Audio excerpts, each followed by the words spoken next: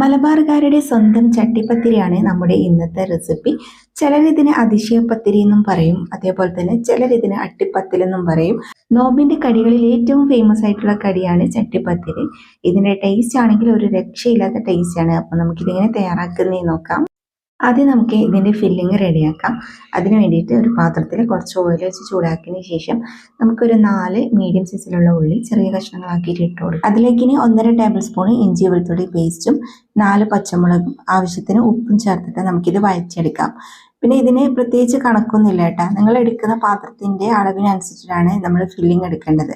അപ്പം ഞാനിത് കുക്കറിലാണ് ഇപ്പോൾ ഉണ്ടാക്കാൻ പോകുന്നത്. അപ്പോൾ കുക്കർ കുറച്ച് വലിയതായതുകൊണ്ട് നമുക്ക് കുറച്ചധികം മസാല വേണമല്ലോ. അപ്പോൾ അതുകൊണ്ടാണ് ഇത്രയും ഉള്ളി എടുത്തത്. ചെറിയ പാത്രത്തിലാണെങ്കിൽ അതിനനുസരിച്ച് എടുത്താൽ മതി കേട്ടോ. അപ്പം നമുക്ക് ഉള്ളി വാടിയതിന് ശേഷം അതിലേക്ക് 1/4 ടീസ്പൂണ് മഞ്ഞൾപ്പൊടിയും 1/2 ടീസ്പൂണ് പെപ്പർ പൗഡറും 1/2 ടീസ്പൂണ് മല്ലിപ്പൊടിയും 1/2 ടീസ്പൂണ് തന്നെ മുളക് പൊടിയും പിന്നെ കുറച്ച് ഗരം മസാലപ്പൊടി ഇട്ട് കൊടുക്കാം. അപ്പം മുളക് പൊടി ഇതിപ്പോൾ കാശ്മീരി ചില്ലി പൗഡറാണ്. എരിവുള്ളതാണെങ്കിൽ കുറച്ച് ചേർത്ത് കൊടുത്താൽ മതി. പൊടികളുടെ പച്ചമണം മാറുന്നത് വരെ നല്ലോണം വഴറ്റിയതിന് ശേഷം നമുക്കതിലേക്ക് ചിക്കൻ ചേർത്ത് കൊടുക്കാം.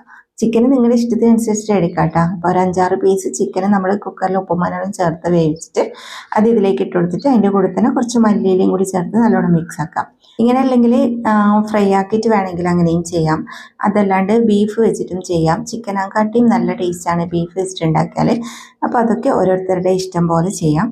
അപ്പോൾ നമ്മളിത് നല്ലോണം മിക്സ് ആക്കി എടുത്തിട്ടുണ്ട്. അപ്പോൾ അത്രയേ ഉള്ളൂ, നമ്മുടെ ഫില്ലിങ് റെഡി ആയിട്ടുണ്ട്. ഇനി നമുക്ക് ഇതൊരു സൈഡിലേക്ക് മാറ്റി വെക്കാം. ഇനിയിപ്പോൾ നമുക്ക് കുറച്ച് മൈദ ഉപ്പും വെള്ളം ചേർത്തിട്ട് നല്ലോണം കുഴച്ചെടുക്കുക.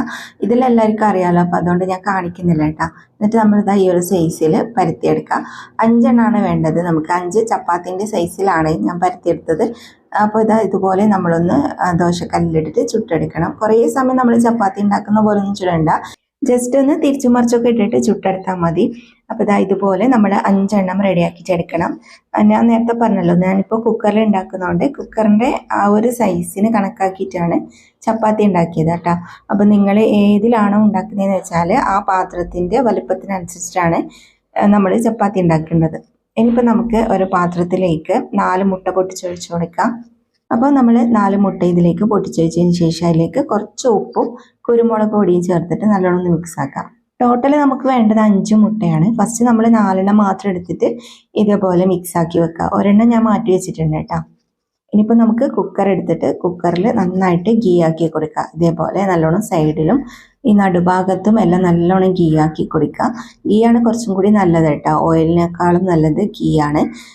നല്ല ടേസ്റ്റ് ഉണ്ടാകും. അതേപോലെ തന്നെ പെട്ടെന്ന് ഇളകി കിട്ടാനും ഒക്കെ ഗീ ആണ് നല്ലത്. അപ്പോൾ ഞാനിത് 5 ചപ്പാത്തി നേരത്തെ ചുട്ടെടുത്തതാണ്. ആദ്യം നമുക്ക് ഫസ്റ്റത്തെ ഒരു ചപ്പാത്തി എടുത്തിട്ട് ഈ മുട്ടയിൽ നല്ലോണം ഒന്ന് ഡിപ്പ് ചെയ്യാം. ചപ്പാത്തിൻ്റെ 2 സൈഡും നല്ല പോലെ ഇതേപോലെ ഇങ്ങനെ മുക്കിയെടുക്കണം. എന്നിട്ട് നമുക്ക് കുക്കറിലേക്ക് വെച്ച് കൊടുക്കാം. ഈ സമയത്ത് നിങ്ങൾ കുക്കർ അടുപ്പിൽ വെച്ച് കൊടുക്കണേ. ഞാനിതിപ്പോൾ നിങ്ങൾക്ക് വീഡിയോയിൽ കാണിക്കാൻ വേണ്ടിയിട്ടാണ് ഇങ്ങനെ പുറത്ത് വെച്ചത്. അടുപ്പിൽ ലോ ഫ്ലെയിമിൽ ഇട്ടതിന് ശേഷമാണ് നമ്മളിങ്ങനെ ഓരോന്നോരോന്നായിട്ട് വെച്ച് സെറ്റാക്കേണ്ടത്. അപ്പോൾ നമ്മൾ ഫസ്റ്റത്തെ ചപ്പാത്തി വെച്ചതിന് ശേഷം നമുക്ക് നമ്മുടെ ഫില്ലിങ്ങിൽ നിന്ന് ഒരു ഭാഗം ഇതിലേക്ക് ഇട്ട് കൊടുക്കാം. ഫില്ലിങ് നമ്മൾ ഇതേപോലെ 4 പാർട്ടാക്കി വെക്കണം. എന്നിട്ട് ആദ്യത്തേത് ഇതിലേക്ക് ഇട്ട് കൊടുത്തിട്ട് എല്ലാ സൈഡിലും ആവുന്ന രീതിയിൽ ഇങ്ങനെ ലെവലാക്കിയിട്ട് കൊടുക്കാം. അതിനുശേഷം നമുക്ക് 2ാമത്തെ ചപ്പാത്തി വെച്ച് കൊടുക്കുക. എന്നിട്ട് വീണ്ടും ഫില്ലിങ് ഇട്ട് കൊടുക്കുക. പിന്നെ 3ാമത്തെ ചപ്പാത്തി വെക്കുക. അങ്ങനെ നമ്മൾ എല്ലാം ഇതേപോലെ തന്നെ ചെയ്തെടുക്കുക. അതിന് നമ്മൾ മൊത്തം 5 ചപ്പാത്തിയും ഇതേപോലെ തന്നെ ചെയ്യാം. കുറച്ചും കൂടി നല്ല ഹൈറ്റിലെല്ലാം വേണമെന്നുണ്ടെങ്കിൽ 6-7 വരെയൊക്കെ ചെയ്യാൻ പറ്റും കേട്ടോ. അപ്പോൾ നമ്മൾ മൊത്തത്തിൽ ചെയ്തതിന് ശേഷം ലാസ്റ്റത്തെ ചപ്പാത്തി വെച്ച് കഴിഞ്ഞാൽ നമുക്ക് ഇങ്ങനെ ബാലൻസ് കുറച്ച് മുട്ട വരും. അപ്പോൾ അതിലേക്ക് ഞാൻ ഒരെണ്ണം മാറ്റി വെച്ചിട്ടില്ലേ, ആ മുട്ട ഇതിലേക്ക് പൊട്ടിച്ചിട്ട് നല്ലോണം മിക്സ് ആക്കിയിട്ട് നമുക്ക് ഇതിൻ്റെ മുകളിലേക്കായിട്ട് ഒഴിച്ചു കൊടുക്കാം. ഒഴിച്ചതിന് ശേഷം നമുക്ക് ഇതേപോലെ ഇങ്ങനെ നല്ലോണം ഒന്ന് എല്ലാ സൈഡിലേക്കും ചുറ്റിച്ചു കൊടുക്കണം. എന്നിട്ട് മുകളിൽ കുറച്ച് മല്ലിയില ചെറിയ കഷ്ണങ്ങളാക്കിയിട്ട് കട്ട് ചെയ്തിട്ട് കൊടുക്കാം. ഇനി നമുക്ക് മൂടി വെച്ചിട്ട് കുക്ക് ചെയ്യാം. ഫുൾ ടൈം ലോ ഫ്ലെയിമിൽ തന്നെയാണ് വെക്കേണ്ടത്. പിന്നെ ഇതിൻ്റെ വിസിൽ മാറ്റി വെക്കണം. എന്നിട്ട് ഇതിൻ്റെ ഈ ഒരു ഹോളിലേക്ക് കൂടി എയർ പുറത്തേക്ക് വരാൻ തുടങ്ങും. അതേപോലെ നല്ലൊരു സ്മെല്ലെല്ലാം വരാൻ തുടങ്ങും. ആ സമയത്താണ് നമ്മളിത് തുറന്ന് നോക്കേണ്ടത്. ഇതിപ്പോൾ എയർ പുറത്ത് വരാൻ തുടങ്ങിയിട്ടുണ്ട്. നിങ്ങൾക്ക് കാണാൻ പറ്റുന്നുണ്ടോ എന്നറിയില്ല. അപ്പോൾ ഇനി നമുക്കിത് തുറന്ന് നോക്കാം. ഇതിപ്പോൾ കണ്ടോ, ഇതിൻ്റെ സൈഡെല്ലാം നല്ലോണം കുക്കായിട്ട് വന്നിട്ടുണ്ട്. ഇനി ഇതിൻ്റെ മോൾ ഭാഗം മാത്രം ചെറുതായിട്ടൊന്ന് കുക്കാവാൻ ബാക്കിയുണ്ട്. അപ്പോൾ അത് നമുക്ക് വേറൊരു ദോശ തവയോ മറ്റെടുത്തിട്ടൊന്ന് തിരിച്ചിട്ട് കൊടുക്കണം. പിന്നെ ഇതിൽ ശ്രദ്ധിക്കേണ്ട കാര്യം നമ്മൾ ഒരിക്കലും ചൂടോടെ തന്നെ ഇത് എടുക്കാൻ വേണ്ടി നോക്കരുത് കേട്ടോ.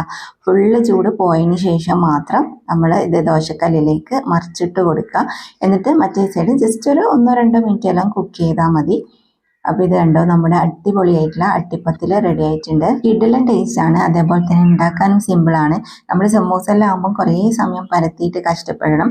നമ്മൾ 4 ചപ്പാത്തി ഉണ്ടാക്കി വെച്ചാൽ നമുക്ക് പെട്ടെന്ന് ഉണ്ടാക്കാൻ പറ്റും. അതേപോലെ ടേസ്റ്റ് ആണെങ്കിൽ ഒരു രക്ഷയില്ലാത്ത ടേസ്റ്റാണ്.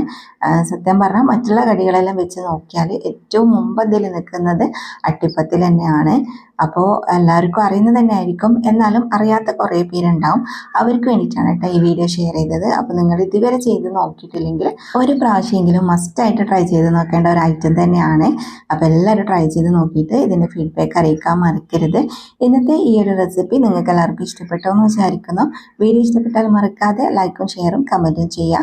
ആദ്യമായിട്ട് കാണുന്നവരാണെങ്കിൽ സബ്സ്ക്രൈബ് ചെയ്യാനും ഫോളോ ചെയ്യാനും മറക്കരുത്.